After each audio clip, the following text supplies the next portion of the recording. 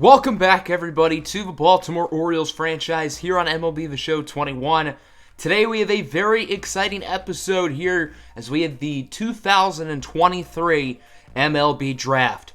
So far here in Season 3, it's been very positive thus far. We're 30-18, first in the AL East. It seems like the young guys are really figuring it out. And of course, last episode we made a pretty big-time trade, acquiring starting pitcher German Marquez from the Colorado Rockies. So things really seem to be going up for us, but don't forget, we still have a top 3 pick. We finished with the 3rd worst record in baseball last year and have an opportunity to add another blue chip prospect to the farm system. This draft class is really good. There are a ton of blue chip players and a lot of guys I'm considering, including corner infield prospect Shane Kovaleski out of Florida. Really good bat, 20 years old, good contact, good power, vision, discipline. He really has it all. Outfielder Adrian Ramirez, a high school bat, a little bit more raw, but he hits for great contact. There is Brian Kim. He is from South Korea, one of the few blue chip foreign players in this class. Most of the blue chips are American, but he's probably the best international talent in this year's draft class. There's also Justin Martins, in my opinion, the best pitching prospect in the draft. He is a 18-year-old right-hander from New Jersey. And then Johnny Garcia, this kid has a lot of upside. Reminds me a lot of Xavier Bowman, who was our number 1 pick last year. And then there's also closing pitcher Fletcher Pipp as well. Although it's probably not a great idea to pick a closer in the top 3, he's one of the best relief pitching prospects to come out in a while. There's also a ton of depth in this draft class as well. Even with our other picks, I think we're going to be able to grab some guys who could contribute at the major league level within the next few seasons as either trade bait or key players. So we have a chance to strengthen what is already, without a doubt, the best farm system in baseball. And there are so many different ways we could end up going with this year's draft. So let's not waste any more time. Let's get it started. The 2023 Major League Baseball Amateur Draft is now on the clock. The Baltimore Orioles own the 3rd overall pick. The Texas Rangers are at 1, and the Detroit Tigers are at 2. As we take a look at the full first-round order right here, the Orioles own the 3rd pick in every round. We also own a selection in the competitive balance round B, which is shortly after the 2nd round. We own the 2nd pick in that round. So let's get it started. Let's move up to our pick. Let's see the Rangers and Tigers pick with their first 2 selections, and there you go. Texas gets starting pitcher Kevin Inoho, and the Tigers get shortstop Reynaldo Lorenz, 2 players with a lot of upside, but we were not considering either of them. So that means every blue chipper we were considering is still on the board. With the 3rd pick in the 2023 Major League Baseball Amateur Draft, the Baltimore Orioles select Shane Kovaleski, a 3rd baseman out of the University of Miami. Kovaleski is a 20-year-old right-handed batter. He also throws righty, 6'5", 224. We believe he's the best player in this draft class, and he's a guy who's going to be contributing very early in his career. 73 overall, one of the highest-rated players in the entire class. Let's take a look at the film. This guy's bat is unbelievable. He's a pretty solid contact hitter. He hits for good power. He has good vision. He has good discipline as well. Reminds me so much of Spencer Torkelson, a corner infield prospect who was selected number 1 overall a few years back by the Detroit Tigers. Torkelson's been a great young player so far in the major leagues, and we believe Shane Kovaleski can have a very similar career arc. This season at Miami, he hit .351 with a .457 on base, .792 slugging, .1249 OPS. He's really the total package. Not only does he have a great bat, but obviously he's versatile on defense. He mainly plays 3rd, but he can also play 1st. 2 positions that our farm system lacks in depth, particularly 3rd. Kovaleski is a solid defensive player. He has good enough speed. There really aren't a ton of weaknesses in his game. My only issue is the medical. He has a little bit of trouble staying on the field, but when he's on the field, he's a star. So I believe if Kovaleski can stay healthy, we have hit an absolute home run with our first pick as we now advance to the 2nd round, and it's definitely a lot harder. The blue chip players are all off the board, and of the guys who are in the green, there was one player who really stuck out to me. With the third pick in the second round, the Baltimore Orioles select Mohamed Mauer, a left field prospect out of the University of Illinois. He would end up being a 68 overall with B potential, so it's a pretty good pick. Outside of the first round, it's very hard to draft good players, and he looks pretty good. Mauer's a very interesting talent, a 3-year player at Illinois. He's a great contact hitter. This is a guy who I think could hit 300 in the majors for a very long time. His power is average. It's not terrible, but it's not great. Pretty much at the plate, he reminds me a lot of Xavier Bowman, the number 1 overall pick. He's not quite the defensive player that Xavier Bowman is. Mauer really struggles defensively. He has to improve there. He does not have a great glove or a great arm. But I think his bat makes up for it, and I think he could be really good. So in my opinion, I think that's a hit in the second round as we get to the competitive balance round B. And it is getting harder and harder to find good players. We wanted to add a pitcher, and that's what we're going to do. With the competitive balance round B selection, the Baltimore Orioles select Michael Haas, a right-handed starting pitcher out of the Ohio State University. Haas only stands at 5'10". He's not the biggest guy, but I do like his upside. He is quite raw, only a 61 overall, but I like his skill set. This guy has 5 pitches, a 4-seamer, a 2-seamer, a slider, a changeup, and a curveball. So pretty much the basic 5 pitches, but it's good to have 5 different options. Haas throws pretty hard, he has solid break, and his control is very good. His walks per 9 is among the best in this draft class, and as you all know, I very much care about walks per 9 when it comes to my starting pitchers. He allows a few too many hits, and he needs to get more strikeouts, and I think because of that, he's not going to be Major League ready for a few years, but I think the upside with him is definitely there, and I think that's a pretty solid pick. On to the third round now, and it's getting even tougher to find players we like, but there was another college hitter who I was intrigued by. With the third pick of the third round, the Baltimore Orioles will be selecting Tim Cloud, a right fielder out of the Ohio State University. So another Buckeye, 2 straight Ohio State players drafted by the Orioles. Cloud is also not the biggest, 5'10", 187, but he is a really good bat. He throws right, but he hits left, and I love talented left-handed hitters.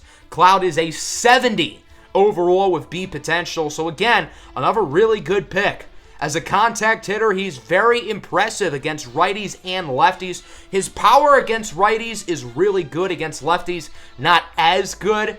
Defensively, he's not great either, so I know the Orioles have an obsession with outfielders who can hit the ball and don't play great defense, which is what it is, but it's no secret that Tim Cloud has a bat. Look at this beautiful home run here in the Illinois game. I mean, just a mammoth shot. And on that home run, I've got to show you the bat flip because it was sick. Cloud plays with a lot of swagger. He plays the game fun. And I think in the third round, he's a really solid selection.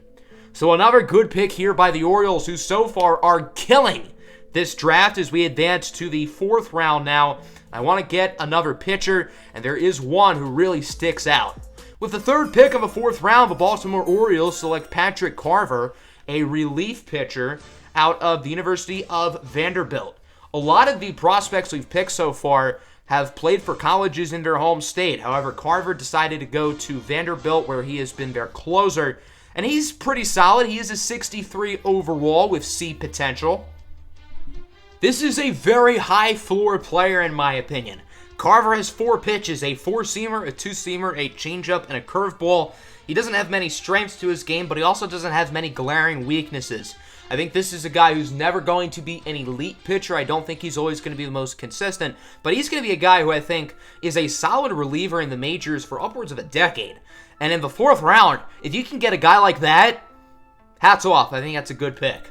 So at this point, now in round 5, of the players we've scouted, there isn't really anybody I like. So now it's just time to take a few shots in the dark.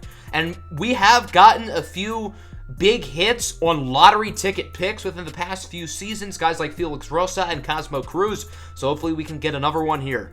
With the third pick in the 5th round, the Baltimore Orioles select Damian Randall, a starting pitcher out of South Carolina. Randall ends up being a 57 overall with D potential, so not great, but I do think he is also a very high floor player. He has 5 pitches, the same 5 that one of our earlier selections, Michael Haas, has, that being a 4-seamer, a 2-seamer, a slider, a changeup, and a curveball. Randall does not have many glaring weaknesses other than the fact that he doesn't really play defense very well. And if you're a pitcher, I'm not drafting you to play defense. You need to know how to pitch, and Randall can do that. I think this is a guy who may never be a long-term major league starter, but he's going to be a very consistent guy in the organization. He, again, does not have many glaring weaknesses, and although he's not as good as we thought, I don't think he's terrible, and for round 5, I don't think it's a bad selection whatsoever. So in round 6, I actually kind of had a tough pick. There were 2 guys I was really considering, first baseman Jermaine Thacker and third baseman Manny Miranda. Both of them are switch hitters. Both of them are pretty talented. But with the final selection here, round 6, pick 3, the Baltimore Orioles select Jermaine Thacker, a switch-hitting first base prospect out of the University of Florida. Thacker is not as major league ready as Manny Miranda, and he's also 4 years older. I think I really overthought this pick. Thacker ends up only being a 47 overall with C potential, whereas that Manny Miranda guy ended up being really good, as you'll see in a little bit. Even though I think this pick is kind of a whiff, I do like Jermaine Thacker a lot. This is a guy who's versatile. He can play first base and he can also play catcher. It's really important to have good catching depth in the organization, and I think he can provide that. He's solid offensively, decent contact, decent power. He's not great. He's probably never going to be a major league starting caliber player, but I think he's going to be a good guy to have in the organization as someone who can play multiple different positions. So that will do it here for our draft, and I think we did really well. Here is everybody's potential. Kovaleski is 92, but our next 2 picks, look at them. Muhammad Mauer has 89, and Michael Haas has 88. That is great to see. So overall, a really good draft. We've drafted really well so far in this series, and this season is no different. We ended up signing all of our rookies, but because I believe all of these guys have futures with us, whether that's in the major leagues or in the minor leagues, I think they can all be good pieces in the organization. Let's take a look at the other drafts for the rest of the 30 teams. That Manny Miranda guy who I almost picked ended up going to the Yankees. He's a 72 overall with 85 potential. He's a beast. Imagine having this guy in the organization. Definitely a bad selection there of our last pick, but other than that, we did really well, and it is the final pick of the draft, so I can't really get too upset. Johnny Garcia is in our division. He is a Tampa Bay Ray, 68 overall with 92 potential. The Blue Jays drafted a lot of good right fielders. Dwayne Matthews in round 1 is pretty good, and then Lewis Thomas in round 2 has A potential. Usually there's only one player in the class who's not a blue chip and has A potential. This year that was Lewis Thomas, who is also in our division. The second overall pick, Reynaldo Lorenz, has 98 potential, but he's only a 51 overall. The Tigers picked another guy I was looking at, Cyrus Hawthorne, with their second round pick. Moving forward, the Twins had a solid first pick. The Astros had a great draft. Second baseman Mikey Gradeville was a guy I liked a lot. He's a 72 overall with 89 potential. The Astros' first 3 selections all have at least 86 potential.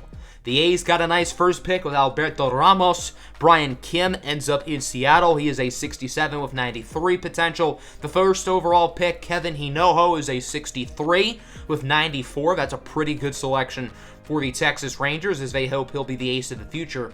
Justin Martins is only a 63 overall. He goes to the Marlins with 93 potential. The Phillies got a pretty good relief prospect in Fernando Alanes. And as you can see, a very common theme here, just so many good players in this draft class. Fletcher Pipp to the Cubs, he's a 73. Adrian Ramirez, the outfielder to Cincinnati, he's pretty good.